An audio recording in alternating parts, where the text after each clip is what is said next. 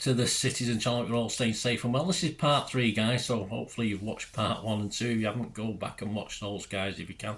Part 3, of course, of my look back at João Cancelo's time at City. The so-so, the very good, and the quick decline, and then a slow, steady goodbye, wasn't it?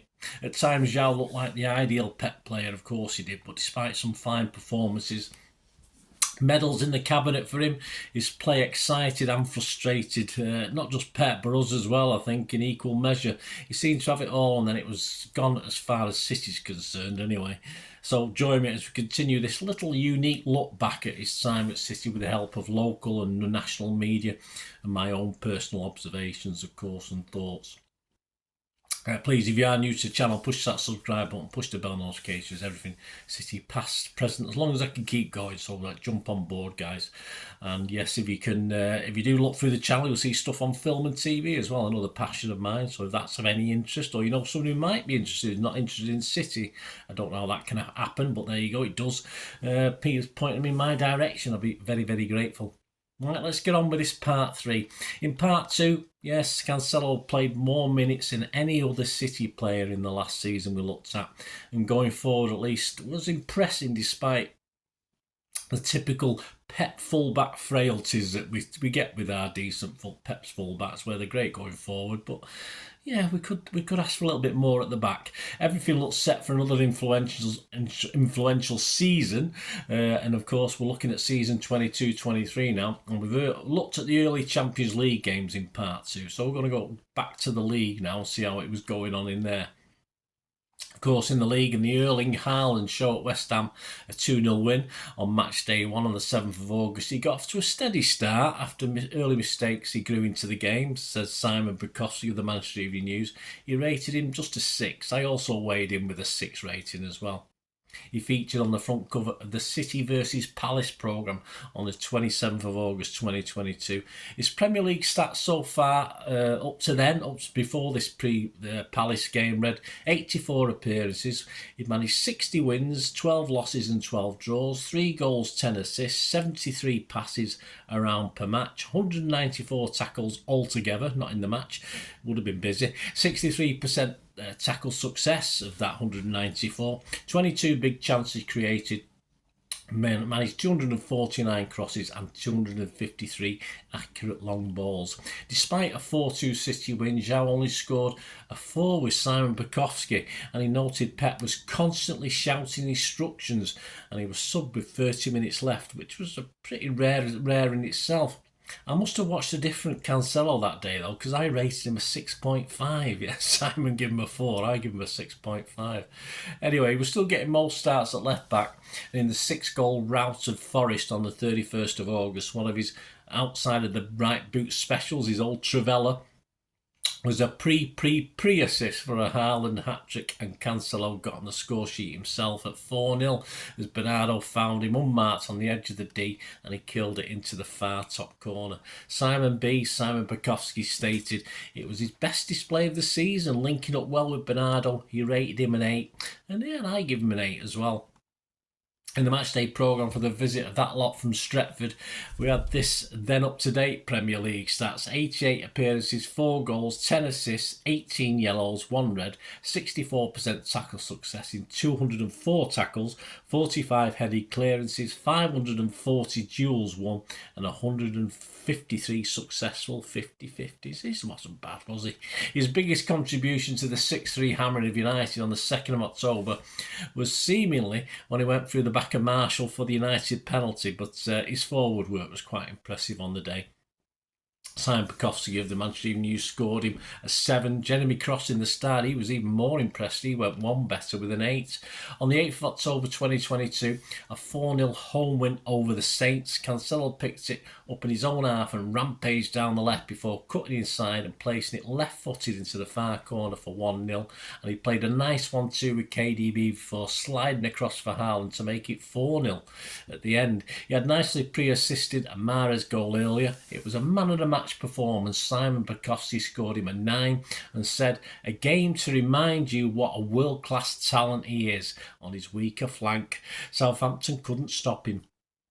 He was Simon Mullock for the star man as well with 8 out of 10. He was also my highest rated with an 8, so I think he had a pretty good game. It returns City to the top of the table, that victory. That will be his last goal or assist in Sky Blue and will not get any better for João. He had the odd okay game. Salah took advantage of a schoolboy error to score the only goal in the Anfield matchup on October the 16th. Simon Bukowski gave him the lowest rating with a 4. I was a bit more generous. I gave him a 5. He got worse back in the Champions League as well. Back to that, Simon Bukowski again gave him his lowest rating in a 0-0 draw, probably one of the lowest of the season actually, in Dortmund on the 25th of October. He gave him just a 3 out of 10. He said Cancelo made so many wrong decisions at the back. Pep replaced him at half-time. David McDonald of the Mirror was a little bit kinder. He gave him a 5. Yeah, I was a bit kinder as well. I give him a 5. I think he was being a bit harsh there. The 0-0 was still enough to clinch the group, though. He was better 5 days later in a hard-fought 1-0 win at Leicester. High compliments from Simon. He said defensively sound and added pace to the City attack. He rated him a 7, so over double what he gave him last time. John Ragg of the Star also rated him a 7. Yes, and guess what? I rated him a 7 as well. On the 5th of November in a home game with Fulham, Cancelo got himself sent off after just 30 minutes. João muscled Fulham forward Harry Wilson off the ball in the box. Referee Darren England pointed to the spot and showed Cancelo the red card, to the disbelief of Guardiola and his players. Simon Bukowski said it looked an obvious penalty, rating him just a 4. A 5 from Gideon Brooks from the Star, but yes, I give him a 4 as well. Thankfully, a 95th minute penalty won the game for City, of course, 2-1 for 10-man City. Pep made an interesting comment, though, in the interview. He said, it's the last man, soft contact or not soft contact, there cannot be any contact. It's a deserved red.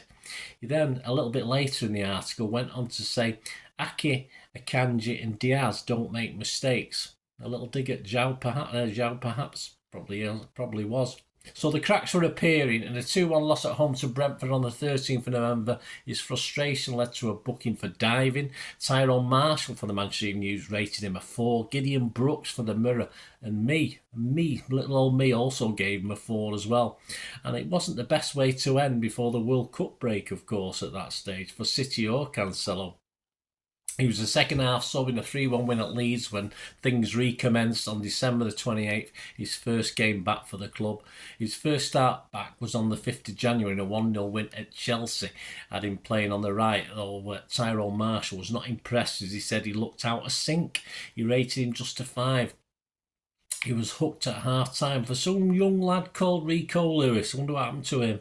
I rated Cancelo a 5.5 in that game. Behind the scenes, João was not happy after this half-time substitution. It was alleged that Cancelo was furious. As a result, he had to be calmed down by his teammates inside the Stamford Bridge away dressing room. On the 11th of January, according to the Manchester Evening News, 6 out of 10 they got, one of the better players in the 2-0 Carabao Cup defeat at Southampton. Horrible night. Well, that wasn't saying too much. For me, he was poor. I gave him a 4.5 out of 10. He made his last start in a very disappointing, of course, 2-1, controversial 2-1 loss at Old Trafford. Simon Bukowski rated his performance as solid, rating him a 6. This was also the rating from Simon Mullock in The People as well. Yeah, I give him a 6 as well. All 3 6s. It was ominous, wasn't it? There you go. As January played out, he was left on the bench by Pep, even for the key game with Arsenal. João had pushed one button too many as far as Pep was concerned. He allegedly downed tools and failed to take an interest in team matters. When asked about replacements, Pep said he had Ake, Laporte, Gomez and young Rico Lewis all as options to step up, and there is no doubt the availability of these players probably helped in Pep's decision to move a disruptive influence away. Again, allegedly, Cancelo's attitude had worsened even more, given young right-back Rico Lewis's arrival in the first-team picture. So it was for him and City seemingly a good move over to Germany. There was an estimated €70 million purchase option for Bayern to buy him. He posted on social media at the time, once a citizen, always a citizen. In an interview, he said, my decision had to do with the playing time that had been little in recent weeks. There was speculation that my relationship with Pep was not the best, but the fact is I wanted to play more. Pep responded, he said, next season, I don't know what happens. He was an incredible figure in the last 2 leagues we won. After the World Cup, we had a pre-season, decided to play in some patterns different.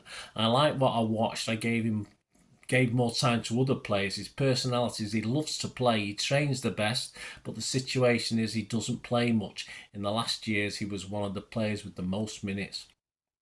He needs to play to be happy. We decided to let him go to Munich. If Bayern Munich wants João, it's because he's an exceptional player. I won't say a bad word. His work ethic, passion, skills, everyone knows it.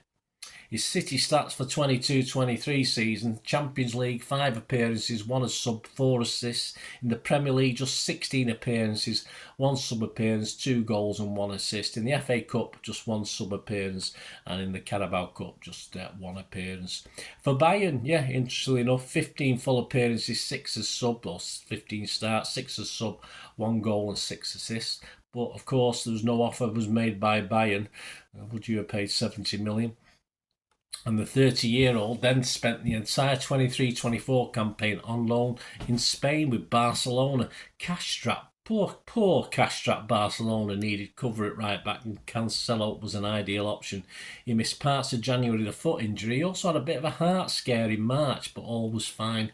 His Barcelona stats for the season: played 38, 4 as sub, 4 goals and 5 assists. After an okay showing in the... No, they didn't want him either. They couldn't afford him. After an okay showing in the Euros, he was on extended leave, so he's not on the City trip to the US, of course. But at the end of August, Pep was asked about his future when he did return to the CFA. He said he's training with us. He told a news conference, we will see, maybe stay, maybe go on loan, I don't know yet. He's training with us, behaving really well in training sessions. He loves to play football, we will see. Added whether he could play for City again, Guardiola said, it can happen, yeah. On his riff with Pep, João said in early 2024, when asked about his relationship with Guardiola, Cancelo said via Relevo website, there are things we didn't agree on. We're not obligated to agree on everything. I had things I didn't agree on, or he didn't agree with something I said. It was just that, but I don't have resentment. I am very grateful. Life goes on. I am very, very happy here. It, of course, was announced on the 27th of August 2024 that João Cancelo had moved to Al Hilal for €21 million in a permanent deal. Before completing his move, Cancelo said, I would like to wish everyone at City continued success in the future. I had many very special moments during my time here at this great club. I would like to thank my teammates, the coaches, all the staff at City and the fans for everything during my time here. Director of Football Cheeky Bergeriston added, I'd like to thank João for his contribution during a remarkable period at City. He made a big impact in title-winning campaigns and was a huge influence on the pitch. I'd also like to give him my best wishes for the future and the rest of his career. Cancelo made a huge impact when he arrived in English football with a mix of outstanding attacking displays and defensive solidity. With Kyle Walker established at right back, he switched to the other side of the pitch and fitted in perfectly. His ability to be just as effective on the left flank was helped by his trademark Travella, a curling pass with the outside of his right foot. Everyone at Manchester City would like to wish João the best of luck in the next stage of his career. So there you go, guys. So ended Cancelo's stay at the Blues. From a pretty mixed, unsure start, it became a big part in the way Pep utilised his defenders. It was only perhaps his poor attitude in the end that ended his stay. Although not always a fan's favourite. I mean, I've on many shows, he didn't impress me, but other times he did. He did have 2 very good seasons, though, overall, before that fallout. I think João was a typical Pep fullback. The benefits of his moving forward, his midfield play and forward play, seemingly made up for any deficiencies at the back, and that's how Pep fullbacks usually play, certainly up to this season, where we might be seeing a little bit of a change in that. Pep doesn't want unhappy players, we know that, it's well established. And like Alvarez, probably more recently, João, with some justification, believed he was missing out on some of the big games. He did, you think back to the Champions League game against Chelsea, etc. But rightly so. I mean, he sort of dipped in form at certain times, which meant he missed out on big games. So, a justification for Pep there to do it. And of course, João should really, his attitude should have been to knuckle down, but obviously he's not got that sort of character. and that was never going to suit Pep or suit City. So there was only probably one way this was going to end. But yeah, if you watched him like me, and we watched him, I can just thank him for some great memories. Some, well, not so great memories as well. But I think we've all shared some great. So yeah, some happy memories of Zhao, and we wish him all the best for the future, of course. And as I say, there's not been too much fallout. There's been no, we've had players leave City and start slagging us off, but I don't think that's been. I've certainly not seen it myself. You might have seen some of it, but I've not seen Cancelo do that. It's been very magnanimous, but it just didn't work out. Let me know your memories, guys. Be great to have those thoughts. I hope you enjoyed the feature, and yeah, if you can support me through the subscription, if you can subscribe, guys, that'd be wonderful. If you've not already done so, we do actually have memberships at the moment, just 99p a month, so you get access to all my City stuff, including all the history vlogs, dozens and dozens not been published yet that you get immediate access to, and every time I do a edit and do a vlog, you get immediate access to it as well. So you can have a copy of scripts as well if you want any hard copy of the sort of things I do on matches and teams and managers and players, etc, etc. So if you can join the membership, that'd be wonderful. We do have sponsors at the moment. Kippax 6505 are our current sponsors. They have a little eBay shop, so if you check in the comments section, there's a link there to the shop. They sell movie posters from the 90s and 2000s. They sell DVDs, some classic Hollywood movies, some classic foreign language ones. And if you do see anything you fancy on there, if you do place an order, just mention me, just say Bernard sent you, and you automatically get 10% reduction in the cost of your order. So fill your boots, guys, and my thanks to Kippax 6505. And yeah, if you want to support the channel just by watching the ads, that helps. Watch the ads, let them play through while you just have to check your phone or something, let it play out. And of course, if you follow any of the links, that always works as well. If you follow a link to one of the ads and you fancy something, I've done it myself. I've followed a link and actually purchased something from another organisation. But it can happen. It can happen. Not all ads are stuff you're not interested in. And of course, if you can give us a like, guys, that's be absolutely fantastic. All likes are much appreciated. Anyway, thanks for watching. Until the next time, of course, I only ever ask one thing, don't I? Please, I ask you all to stay safe, especially you Blues. Until the next time, come on, City. Bye for now.